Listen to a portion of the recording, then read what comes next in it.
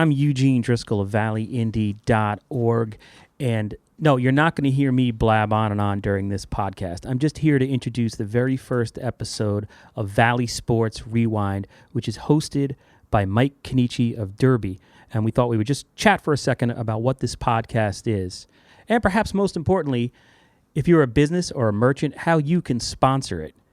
And if you have any questions about that, you can give me a call at the Valley Indy at 203-446-2335.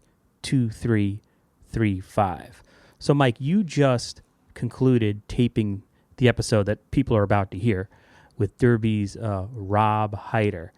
I was amazed. Just you're like a walking encyclopedia of Derby sports. I mean, you were reciting what newspaper coverage said like over 20 years ago. So right. You're obviously the natural fit for a Valley Sports talk show that looks back at the past of Valley Sports. But just what is it about Valley Sports that you're so, I'm going to use the word obsessed with? Well, Eugene, you got to remember this. Growing up as a kid, there was no iPads, iPods, social media, any of that stuff. So all you really had as a kid was sports. And for as long as I can remember, I remember when I was like probably 5 years old, my father would take me to Derby games. My father was a, rabid Derby football fan. He loved Derby sports in general. So you got to understand that, probably until I was about 10, I used to hate that he would always take me there because I just didn't understand football or anything like that. To me, it was boring at the time. But as I got older and went to more of these games, it was so much fun to watch. And we didn't just go see Derby play. My father loved just going to see anybody play. So we would see Ansonia. We would see Seymour. We would see Shelton. We would see West Haven. It didn't matter who it was. It was part of the so fabric. Much fun. Oh, it was awesome. I mean, it's not the same like it used to be. But back then, to me, I loved it. And you always had somewhere to go. So if football ended in the, winter, you had basketball. When basketball ended, you had baseball. It was great. And so what we're talking about here is this new podcast, and maybe you're listening to this on iTunes or valleyindy.org, or maybe you're listening live on WNHH 103.5 FM in New Haven. But from my perspective, I'm a news guy, right? I'm a news reporter. I've tried to cover football games, disastrous, and you can look through our archives from when we first launched in 2009. But when we launched, one of the things that we've struggled as a small nonprofit two-person online newspaper covering the lower Naugatuck Valley, we've struggled with people want history. History is huge in the Valley. Traditions are huge in the Valley, legacy. But as a news organization, you can't concentrate on the past. So we've always been sort of torn in directions where we could probably do a story a day on some recent history subject. But news sites, the operative word in news is new. So we thought a sports podcast like this that looks back, and it was Mike's idea to do a sports rewind, would be a perfect fit for us. And also, and you'll hear in this conversation, there's things that an audio conversation captures that the printed word just simply cannot.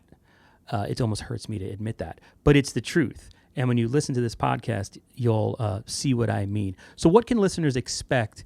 What are you thinking about going forward? Well, the thing of it is, today we had Rob Hyder on, like I said, from Derby. But it's not just going to be about Derby. We want to cater to the whole valley, which to me is Derby, Ansonia, Shelton, and Seymour. And that's going to be the goal, is to get different people from the different towns and kind of go back in time. And, it doesn't have to always, we talked about a great magical state championship with Rob. That doesn't always have to be the case. It could have someone on who loved Valley sports, who loved going to games. I always say this a lot to people. There's a group of guys that hang out at Dutch's, and, they're retired now, but they have been going to Valley sports events probably since they were kids. And you're talking over 50 years, 60 years of doing that. And they could tell you some great stories. And that's the thing. We want to capture the great moments that happened in Valley sports. This is a great community, and that's what we want to do. We want to kind of relive, rewind, and replay. That's how I look at it. Okay, and with that, here is the first episode of Valley Sports Rewind.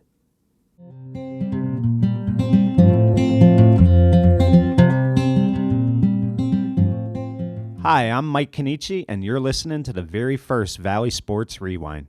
This show will feature weekly interviews with Valley sports legends, as well as people who have a passion for Valley sports, and we are very excited to bring you this show.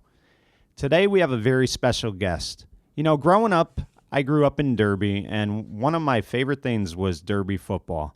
You know, when I was a little kid, my father would take me to the games, and I just fell in love with that team. And no team was better to watch than the 1990 state championship Derby football team. That team finished with an unbelievable 11-0 record, a Housatonic championship, a Class S championship, and a number 1 ranking in the state. And I am very honored today to have one of those players, one of the most important players on that offensive line at center, Rob Hyder. And Rob, I want to thank you for joining me today. It is an absolute honor to have you on. Well, thanks for having me, Mike. I appreciate it. You know, Rob, let's get right into it.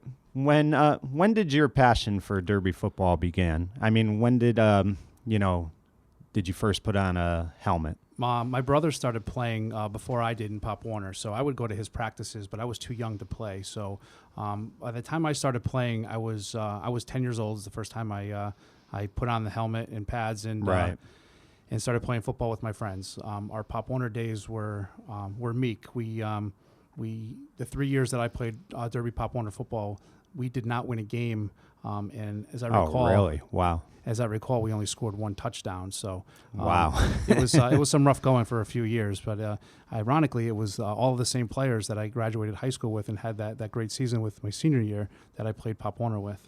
Right. Now, let me ask you this: you begin your freshman year. I believe, was your freshman coach Johnny Occo? Was it Tom D'Onofrio? Yeah.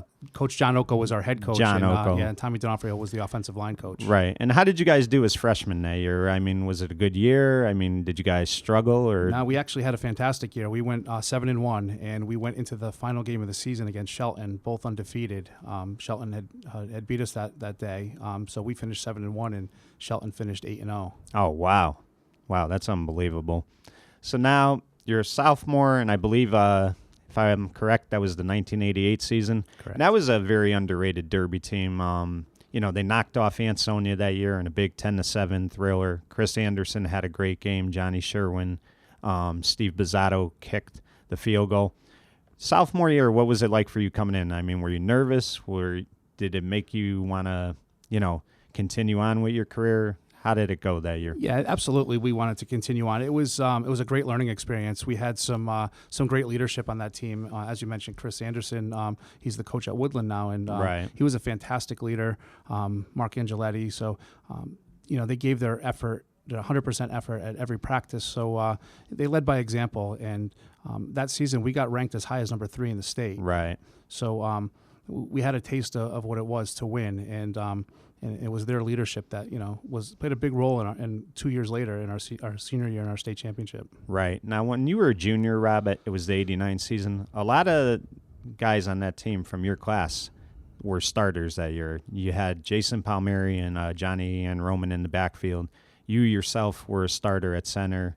I believe Joey Martin started in the secondary. Correct. So, I mean, you guys got a lot of experience your junior year on that '89 season. And I know a lot of people predicted big things for that '89 season. It didn't really turn out as well as I think Coach DeCenza would have liked. But you guys did knock off Seymour that year and beat North Haven, who was undefeated at the time. We did. That North Haven game, interestingly, was the 25th year in a row that we had beaten North Haven, and they came into that game fully expecting that they were going to finally get that monkey off their back and beat Derby. Right. It was almost as if it was a Valley game. The way the crowd was there must have been 6,000 to 8,000 people on a Friday night at Ryan Fields for that game, and we knocked them off. But we did have several starters as juniors on that team. And we gained a lot of valuable experience, obviously. Right. But I don't know if a lot of people know, our sophomore year and our junior year, those JV teams finished 8-0 and 8-2, respectively. Oh, wow. So as a team, literally, we lost 2 games in 4 years. Wow, that's pretty impressive. Yeah.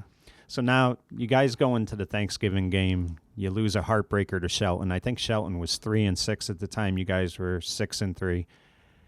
What was it like that first meeting in January? What were the expectations for you guys when you met with Coach DeCenzo and his staff that January about the upcoming season? Well, we knew that we had the talent on the team to do some special things. It was just everybody had to be all in, and Right. And pretty much we adopted early on a family theme, and pretty much to this day we still stick by that. I mean, I can see friends that I haven't seen in 20 years, and it's almost as if we never skipped a beat. It's a fantastic bond, and we knew that early on that Right. we had the potential to do something special, and we certainly did. You know what was kind of, interesting was, though, a lot of the experts didn't predict big things for this team. I know when the season started, I think the Sentinel predicted you guys would go maybe 7-3. I think the Register said 6-4, 5-5 at best. It was very surprising because you guys had such a talented team. But was it things like that did you guys pay attention to any of that stuff? Was it stuff that motivated you to even do better than what your goals already were? How did you approach those things? Well, yeah, it's definitely a motivator. As any good coach would tell you, stay away from the newspapers. So, Right. But you tell a bunch of 17 and 8-year-olds to not read their clippings. That's not very realistic. We were obviously going to read it. I was just reviewing my scrapbook last night prior to this, and we were picked by the Evening Sentinel, as you mentioned, to go 7-3, Right. and 8-2 at best if we had a good year, and that was a major focal point for us to make sure that we defied our doubters. Right. And what's interesting, too, is while you guys had some guys back who had played varsity the year before, you also had a lot of guys who hadn't had a lot of varsity experience who really stepped up for you. And that's the thing I noticed about this team is there was always someone that would step up when someone might have, made a mistake. They were always picked up by somebody else on that team. And you had a lot of seniors on that team that really contributed a lot. We did. We had 44 players on that roster, and 24 of them were seniors, which is unheard of in Derby. Right. And again, the valuable experiences that we had as sophomores with the leadership of that team from 1988 carried over to 1990, and it was we had some key injuries to some key players too, and it was Right. always next man up, and so we were always picking each other up. Somebody had a bad play, missed a block, got called for holding. It was like, don't worry about it, I'll get him next time, and that's essentially what we did, game in and game out, play after play. Right. Now, you guys get an impressive win against Brantford in Game 1, 21-0 at Ryan Field. Brantford had beat you guys the year before, so I know there was a little payback on your mind. What did you take out of that first game? Did you think it was too early to tell how you guys might be? Did you think Brantford gave you a good test, or were you unsure of how you guys were going to be going forward? I think the Brantford game was a good indicator of how well our defense was going to play all year. Right. It was our first shutout of the year, and ironically, our only other shutout was in the state championship game. So we did let up some points, but our defense was essentially they would bend, but they would never break. Right. That was a good indicator. We were working with a new offense, the wing tee that year. So Right. we put up 21 points. We had to use the wing tee because we had some very talented athletes, and our offensive line was very small. So we had to use our speed rather than our power. So that was a perfect offense for that team. Right. Now, you fast forward to week 2. You're playing a good Seymour team. I think Seymour that year finished 7-3, but they were, predicted to, win the Hoosie, I think, or at least be right up there. And you guys, right off the bat, have a 26-0 halftime lead. I think Jason Palmieri had broke 2 for a touchdown. Johnny and Roman had a couple, in the first half. And Joey Martin, I think, had a couple interceptions. Did you guys, going into that game, think you could beat a team like that, 33-7? That was really shocking. And I think it was that game where people said, you know what, we might have something here. Yeah, going into that game, obviously, we knew that Seymour was a very talented team. So I think we shocked a lot of people, including ourselves, by putting up so many points so quickly. On their field, yeah, too. On their field. We played at the Barber Right. Field, right. So, we put up a lot of points quickly. So going into halftime, as you mentioned, we were up 26-0. I think we were just as shocked as Seymour was. So, we came out in the second half. We put up another touchdown, and Seymour got their lone score. And they had, Dave Dewey and Billy Brooks. So they had two a very powerful team. running backs. Yes. Yeah. And, what's interesting, too, is in that game, you talked about injuries. You lost a key lineman in Pat McMahon that game. He had got hurt, I think, maybe the second quarter. So, right off the bat, you lose one of your top linemen. But at the same time, somebody always came in and stepped up. And I think that was the thing about your team is, Charlie DeCenzo said it a few months back, this team was a team. And I think that was, what really told the story about you guys. Yeah, absolutely. Pat McMahon went down with a knee ligament injury in that Seymour game, and initially the thought was that he was lost for the season. He got a second opinion, and as it was in Derby, he toughed it out, and he found his way back on the field in true champion style. That's just the way the kids played on that team and played right. throughout Derby history for the most part. Losing a key offensive lineman was big, but it was always the next man up. And I'll say that when Wandell got hurt, and then McMahon got hurt, and Joe Martin got hurt, and then Ben Bartone got hurt. Those are some key players right. throughout the season that got injured, and we just kept stepping up, next man up, and kept the next player seemed to be just as impressive, if not more, than the one that they right. were replacing. Right. So now the biggest game thus far of the year happens the following week. And that's the thing, too, what people don't understand is you guys played in the Housatonic League where there were no easy games. No matter what, you might beat Seymour, but then guess what? You got North Haven. There was never a night off. You always had to continue to play physical, smash-mouth football. But you go into North Haven, and that right there is tough to go into their place and try to win a game when they're still not over last year when they were undefeated and you guys beat them. That game was a war from the start. 7-7, it ends in overtime. What a great catch by Scotty Ezzo from Martin. Go over that game with us and just tell us what that game was like for you guys. Well, going into that game, we stirred the hornet's nest the year before by knocking them off when they fully expected to finally end that 25-year drought and beat us. So here we are going to North Haven to play at their home field, and presumably they're a better team that year than they were the year before. So, right. As you mentioned, we played to a 7-7 tie, and that was at the half. So right. neither team scored in the second half, and here we go to overtime. Coach DeCenzo opted to go on defense first. So we won the toss and decided to go on defense. In the overtime, there is you get 4 downs to score. Right. If you score, the other team gets the ball. On fourth down, they opted to kick a field goal. So they went up 10-7, and the North Haven sideline and their fans were acting as if they had just won the game. Right, I remember, yeah. One play later, Joe Martin found Scott Ezzo in the left corner of the back end zone, back corner. Got 1 foot down. Game's over. Derby wins 13-10. It was wild that night in that field. It certainly was. And again, now it's 26 years, and our fans were pretty ecstatic. Everyone rushed the field. Their fans didn't take too kindly to that. So we had, there was a few incidents on the way back to our buses. Right. Yeah, it's amazing too. That streak alone. North Haven had some real good teams over the years. And you talk about in 26 years, to beat one team for 26 straight years like that, it's not like you beat a team who didn't have a program, a good program. They always had a good program, and they were always competing for the Hoosie.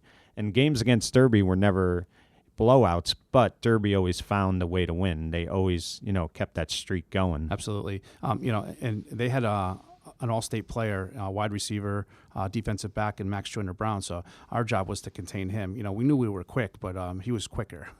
And right. their defensive line was and their offensive line was massive. As I mentioned, we ran the wing T because of our offensive line size. If we averaged 200 pounds, that was with pads soaking wet. So they had a nose guard that they rotated in, 2 nose guards rather. Willie Brown weighed 250 pounds, and if that wasn't enough, Chris Forts came in, and he weighed 340 pounds. Yeah, they were a big team. They were really very were. big. So yeah. Now, You have to, the following week, again, no easy games on the schedule. You have to play a tough Cheshire team. They were the Housatonic League champions the year before.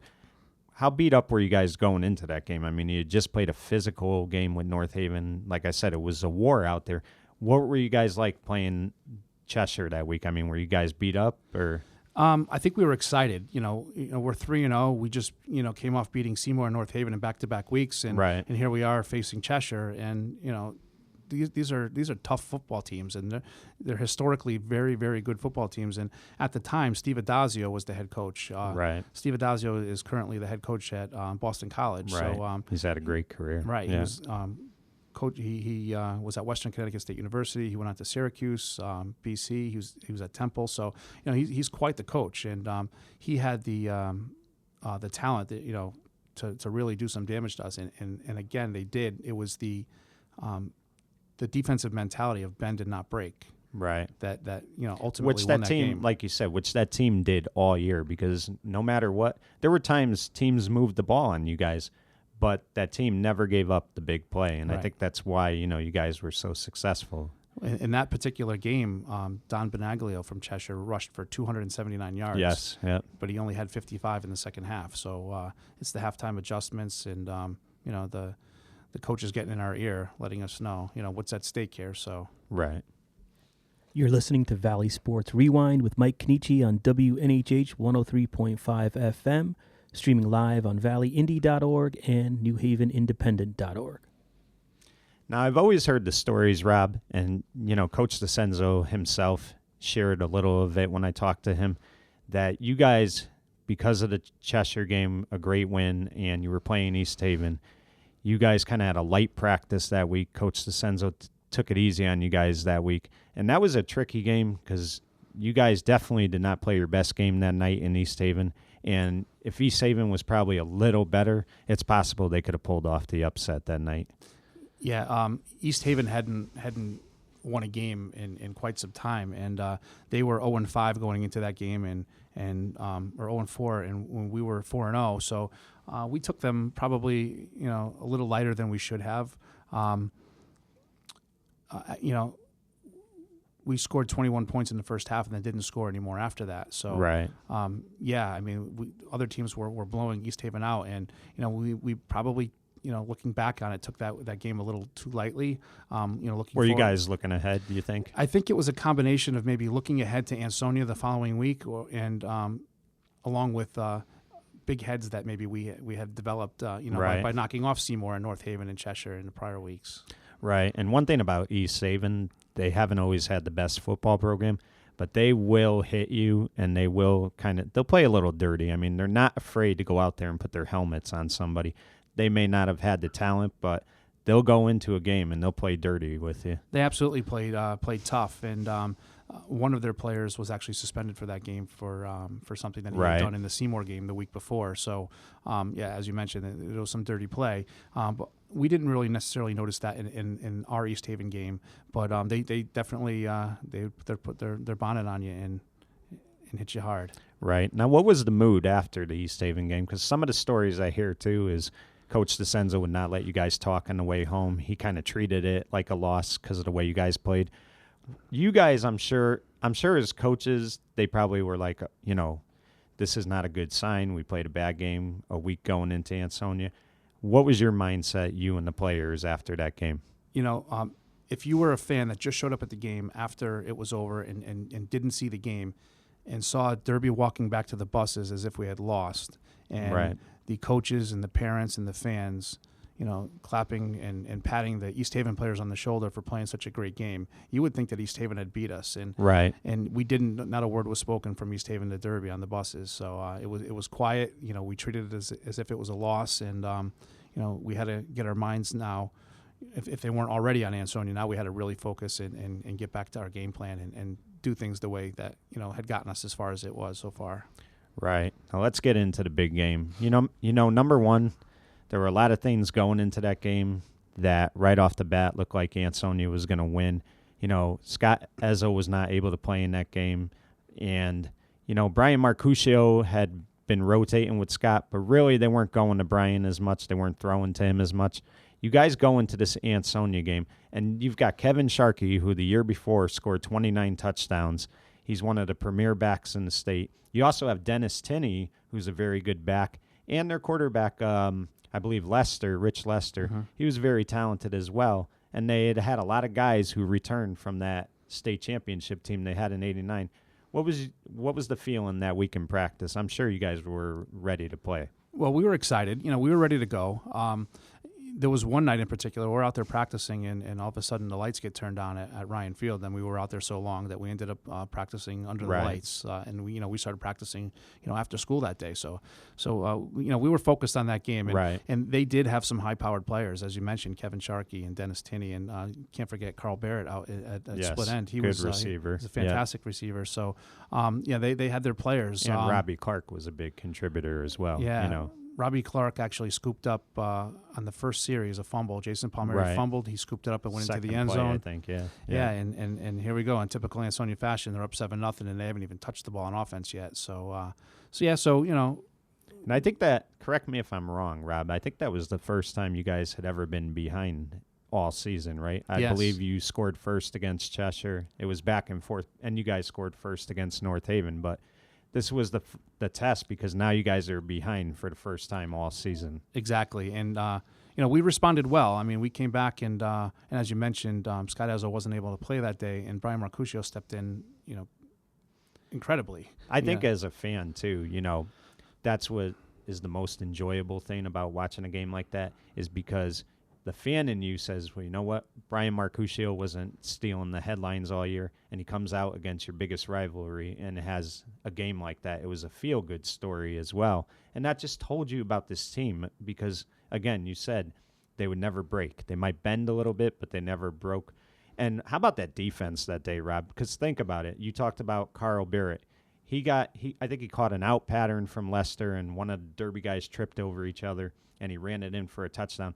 That's the only time they really moved the ball or had a threat. I mean, towards the end of the game, they moved it a little bit, but that defense held Sharkey and Tinney that day. I mean, and Lester, I believe, had 4 or 5 interceptions. I mean, the secondary was unbelievable. Right.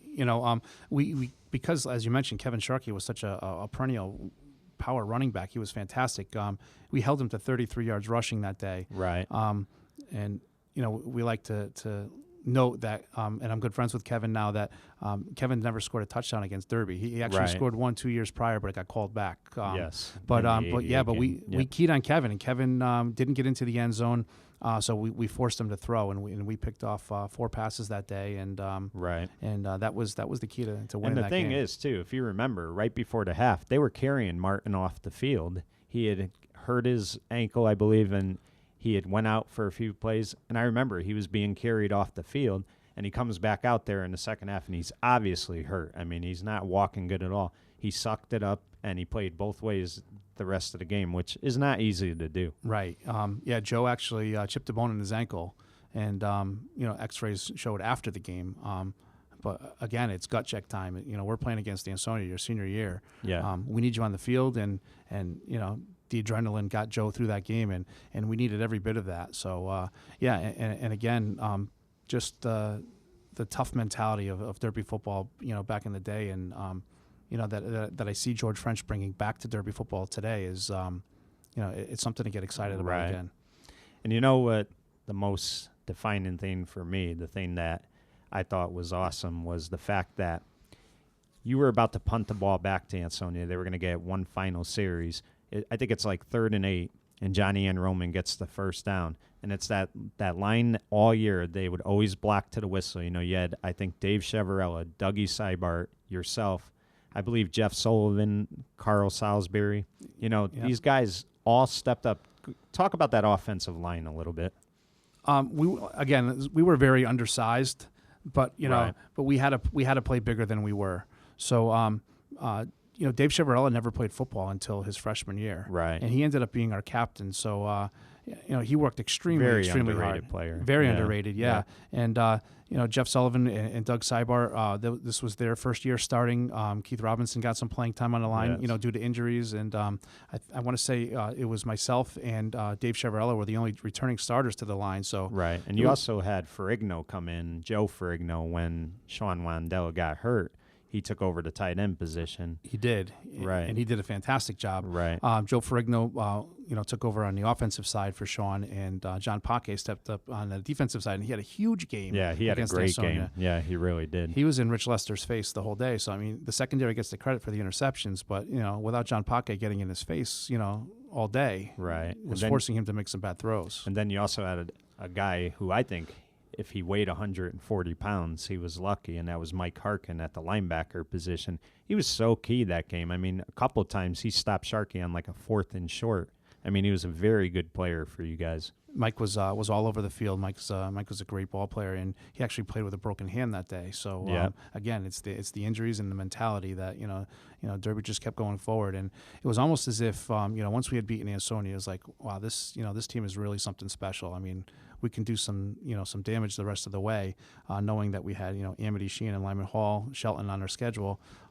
We had an opportunity to run the table after we beat Ansonia, but yeah, it's definitely the stick-to-itiveness and the tough mentality of those players that really got us through that time. Now, as a sophomore, you probably didn't play as much, so you enjoyed the victory against Ansonia, but you weren't on the field as much. Explain to me the feeling as a player on that field, your senior year against a team like that, what it was like for you when you got in the locker room, when you got home that day, the whole night. What was that like? Well, it was pretty special to win that game in your senior year on your home field.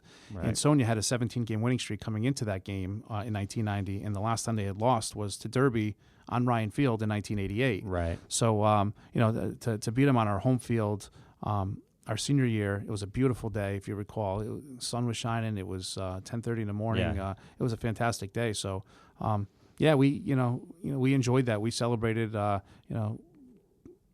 it was always time to start looking forward to the next game. Right. And, we had Amity on our schedule coming up, And they improved that year. They were a very good team. They had a good runner in Brett. What was it? Brett Desmond. Dedman. He was a very good running back. You guys were able to win that game, I believe, 21-6. Bartone filled in nicely. Joey Martin had to sit out for a couple games. In fact, the Sheehan game, I believe, Bartone, didn't he have 4 touchdown passes in the first half? He did, and that was another game that we only scored in the first half, and Ben actually at that time had set a record for throwing 4 touchdown passes in one half. And I think to 4 different receivers, right? Correct. Right. Yeah. So, that's something. I mean, here's our backup quarterback coming in and stepping up and setting records, and that just, goes to show the team mentality and the family mentality that we had established early on, like before the season started, before the season started. Right. Now, I want to get to the Lyman Hall game, but before I do, explain to me the impact these coaches had on you guys. Charlie DeCenzo, John D. Francisco, Frankie Alu, Johnny Oko, just to name a few. What kind of impact did they have for you as a player?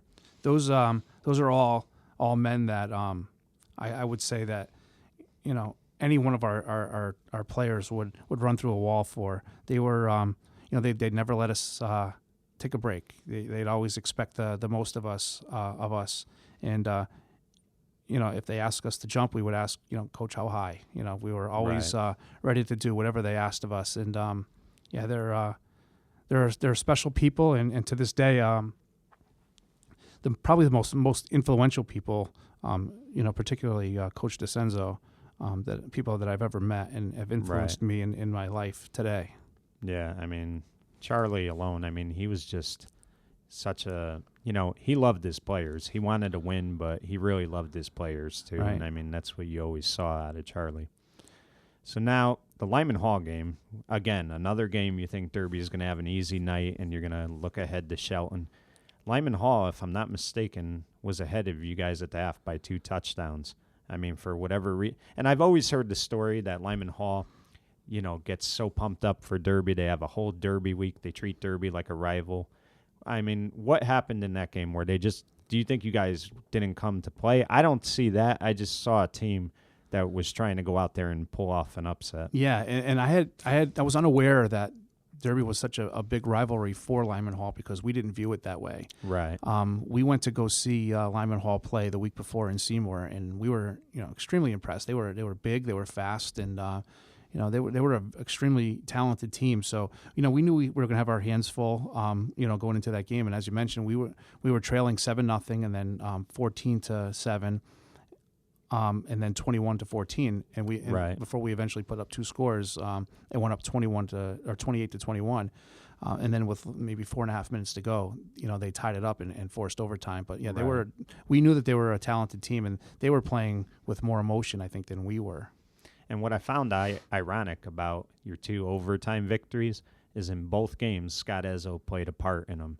He caught the big pass from Martin in overtime, and then on the last play of the overtime, he picks off the pass. Yeah. Because that kid was wide open, and Ezzo just kind of put his hands out and made the pick. So, I mean, I think after that game, you started to feel like, you know what, it's destiny. This team, they, like you said, they bend, but they don't break. This is going to be their year. Did you start to finally feel that after that? I think we started feeling that maybe a little sooner in the season,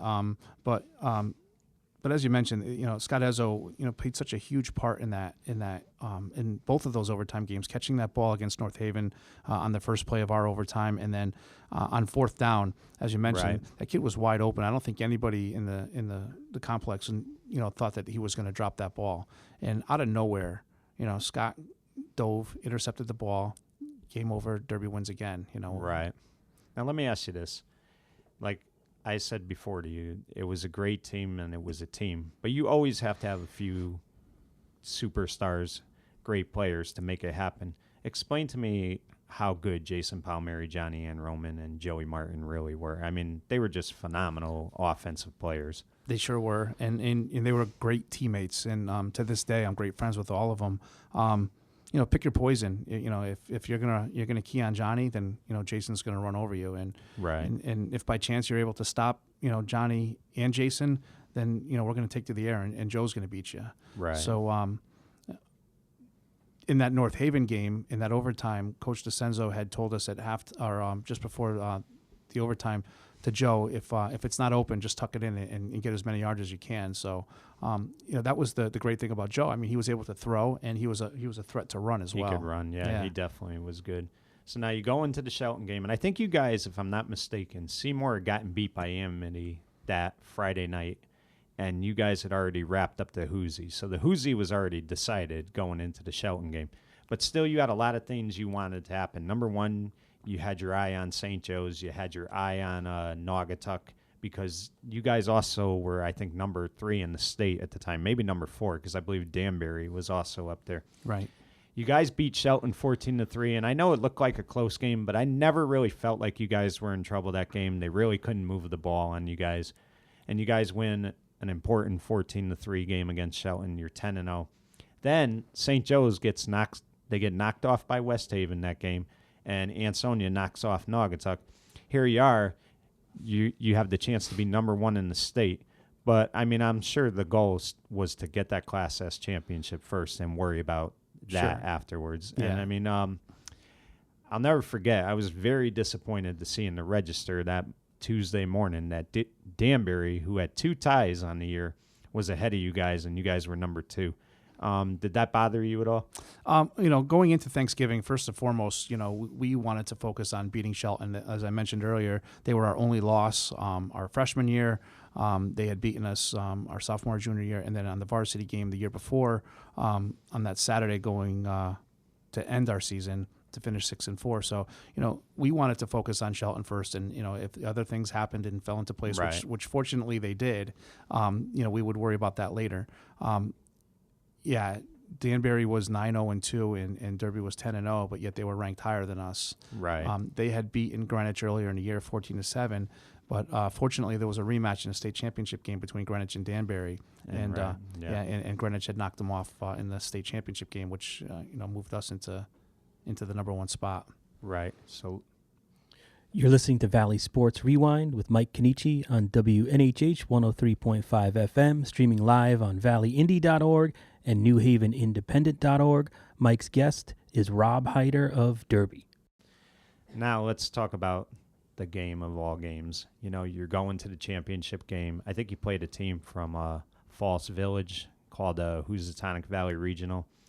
I mean, I thought for sure it was going to be an easy victory, But the first half was a little scary. I think you guys were up 7-0 at the half.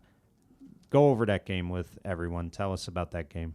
It was December 1st, 1990. It was extremely cold that day. We thought that we were going to defeat them handily.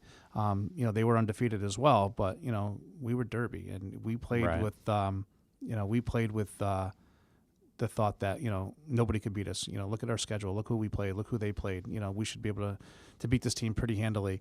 They took the ball to start the game, and they got down. I want to say within our own 35-yard line, and then our defense took them to task again, and it was the bend but don't break, and we stopped them, and we ended up scoring only one touchdown in the first half, and we went into the locker room up 7-0, fully expecting Coach DeCenzo to rip into us, but it was the complete opposite, and Coach DeCenzo was like telling us, boys, just calm down, relax, play your brand of football that you know you can do, and what got you here, and we came out in the second half and we put up 5 touchdowns. That's the beauty of Charlie, too, is Charlie knew when there was the right time to, give it to you guys and when there wasn't. And he knew that at that point, if he started going off on you guys, that would probably be a negative, not a positive. And that's what's so, that's what makes him the great coach that he is. Right. We very easily, if he yelled at us, we could have, went into a shell and played even more tense, trying to do too much, and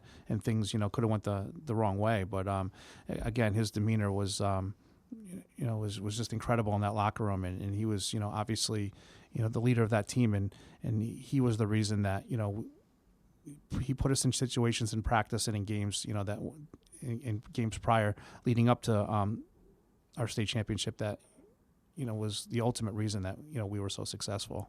Right. Now, Jason Palmieri had a terrific game again. Palmieri, I believe, rushed over for 1,000 yards that year. Phenomenal year.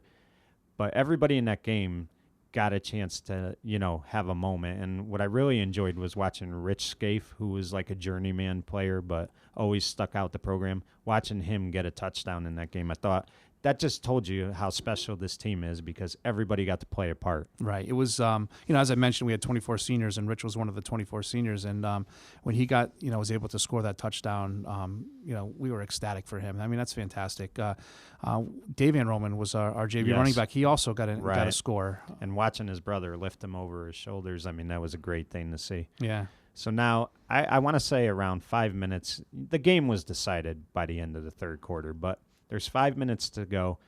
You're sitting on the bench with a couple of your teammates. What's going through your mind? I mean, did it sink in? Did it hit you yet, or were you just too tired to really even think about, what this all meant? No, I don't know if we were too tired. I think we were kind of excited. We realized that we had wrapped up the Class S state championship. We had no idea at that point what was going on with Danbury and Greenwich. So I think they played later that night too. Yeah. So we were just enjoying the moment. 44 great friends, just winning, celebrating a state championship. We went back to the school. We had dinner. It was a lot of fun. It was just a time for one last time for us to get together.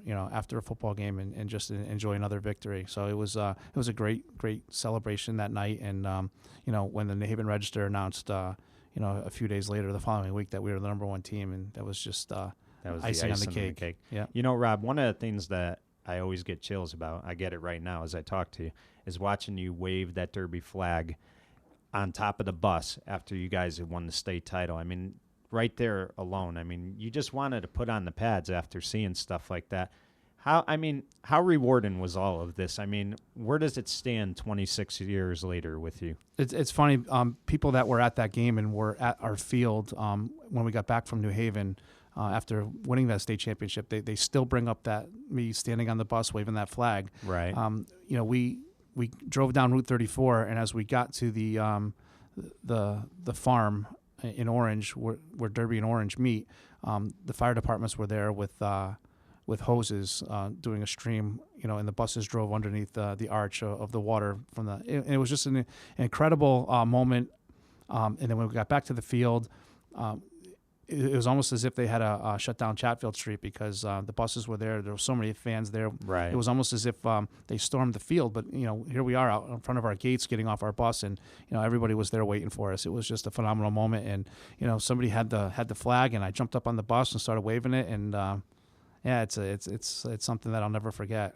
Right. And if I'm not mistaken, that year I think you guys got jackets for winning. Did you guys get rings? I can't remember. We did, yeah. Right. I mean, do you still have your ring? Obviously, but I mean, do you still have it somewhere like in a sports room? I mean, where does the ring sit? I still have it. It's in a jewelry case in my house. I break it out, occasionally, and I broke it out for the 25th anniversary game this year. And every once in a while, on special occasions, I'll wear it. Now, how special, Rob, was it to come back on that field this year and be recognized for 25 years? It's been 25 years, which is unbelievable.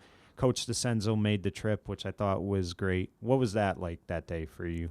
That was incredible, and again, because I haven't seen a lot of those guys in a long, long time. So, and we didn't skip a beat. We got on that field again. It was almost like we're standing on the sidelines watching, and we wanted to run into the clubhouse and put some equipment on it and play ourselves. I mean, we were joking about it, but that was the reality of it. I mean, we felt like we were in the moment again. It was really, really special.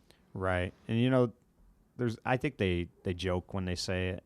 They might be a little serious, but the 85 team has always said they want to play the 90 team in like a fundraiser type game. Would you go for it? Would you go out there tomorrow and do it? Absolutely. We've actually talked about it with Mark Searles. Right. And I'm hoping it may happen in September. We can do some kind of fundraising event and have the 1990 versus the 1985 team. So I think we got one more win under our I'd love belt. to see it. It'd be great. Rob, before we go, just kind of, what would you like to say to like the listeners, the coaches you played for, the teammates you played with? What would you like to, basically say to them? Live in every moment. I going into, into high school, I never imagined that, here I am 26 years later talking about something that, had happened to me by giving, every effort that I had, leaving everything on the field. So if there's any kids out there listening to this, just leave everything on the field and do your absolute best. You'll have no regrets, and good things are going to happen to good people and people that work hard. So, and that certainly happened to me and my friends from my senior year. So, well, Rob, I really thank you for coming on today. Again, that was my favorite team to watch, and I appreciate what you and all your players gave me as a fan to see. That was, like I said, such a wonderful season, and I really do appreciate you coming on today. Well, thank you for having me. I had a really great time. We got to do it again sometime. Sounds good to me. I want to just thank all the listeners. Again, this doesn't happen without you guys, so I really appreciate it. And for Valley Sports Rewind, I'm Mike Cannici saying goodbye, everyone.